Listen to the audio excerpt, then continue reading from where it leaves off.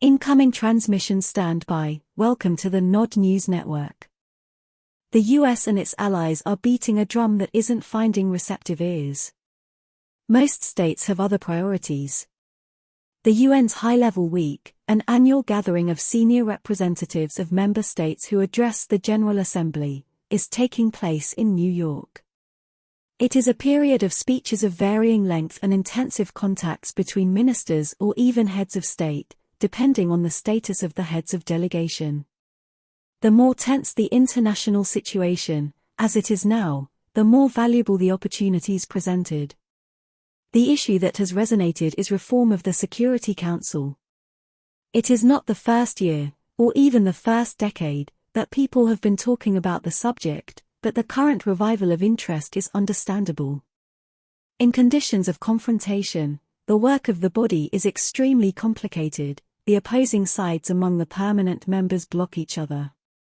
This irritates other states that don't have a special status, as the Big Five have given themselves veto power. They are now more concerned about how they compare to each other, and the problems of the rest of the world matter less. The decisions of the General Assembly are not binding, but are an accurate reflection of the real distribution of opinion. Yet, conflict also spills over there. For example, Western countries, led by the United States, have considerable opportunities to influence developing countries. Ultimately, however, there is more room for maneuver, which means the space for the democratic expression of will is somewhat wider. The disagreements between members are innumerable, but more and more states are united by one particular position: the rejection of an arrangement based on the balance of power from the middle of the last century, as it emerged after the Second World War. It is hard to argue with that. Even the size of the United Nations itself has almost quadrupled, and the diversity of states has increased immeasurably. Hence the calls, which began soon after the end of the Cold War, to adapt the institutional design to the new realities. However, the practical implementation of this wish faces a number of problems. Firstly, any reform of the Security Council is only possible with the consensus of the 5 permanent members. It is impossible to bypass at least one of them. And they A. are not eager to share their privileges, B. have different ideas about the nature of the transformation of the UN's highest political body. Second, even if we imagine a compromise between the 5 main members on principles, there will be an endless debate on the parameters of enlargement. Who exactly is worthy of joining the ranks of the immortals and why? Geographical location, population, economic size, military strength, what should be the main criteria?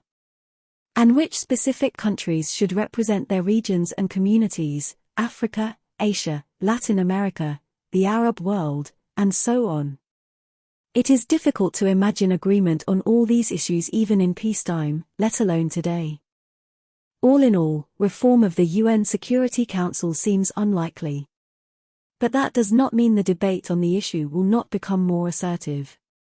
Rising centers of influence from India to Turkey, from Saudi Arabia to Indonesia, from Argentina to Nigeria, and others, are increasingly pressing the issue of justice. Turkish leader Recep Tayyip Erdogan's slogan "The world is bigger than 5" is, as you might expect, in tune with the wishes of the majority of the General Assembly. And there is now fierce competition for the sympathies of this majority, usually referred to in the West as the Global South. This is the context in which high-level calls for the expansion of the Security Council should be seen. It has inspired US President Joe Biden to make such an appeal, by proposing that the long-discussed quartet of India, Brazil, Germany, and Japan be admitted as permanent members. There is no point in seriously considering the implementation of such an idea, because it's merely a slogan and is not meant to be realized. However, it is not unimportant. In a situation where the entire international system has begun to unwind, a purely protective position of defending the status quo at all costs is unpromising. It will most likely end up with the situation changing spontaneously, or even collapsing. Russia has never opposed reform of the Security Council, but until recently its proposals were rather ritualistic. Now they are taking on a more concrete form, for example, remarks to the effect that Western countries are already overrepresented on the Security Council, so any expansion should not increase that community's proportional representation.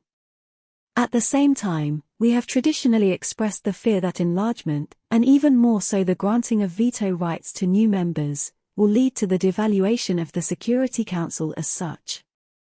It probably will. But, to repeat, it will not be possible, anyway, to preserve its value as they have been measured for decades. The UN and its structures, like any institution, is bound to its time. Exclusive status is, of course, a pleasant phenomenon. But it is also conditioned by changing circumstances. Leaving aside the question of prestige, Russia is interested in a significant expansion of the Security Council based on the principle of fair proportionality, so that the whole world is represented. As the events of the last year and a half have shown, with the exception of a certain segment, by far a minority, most of the world is not hostile to Russia, but rather neutral and focused on its own interests. Nevertheless, the resentment of the US allied states makes diplomatic work more difficult. But it's still better than a deadlock. This has been the Nod News Network, transmission complete.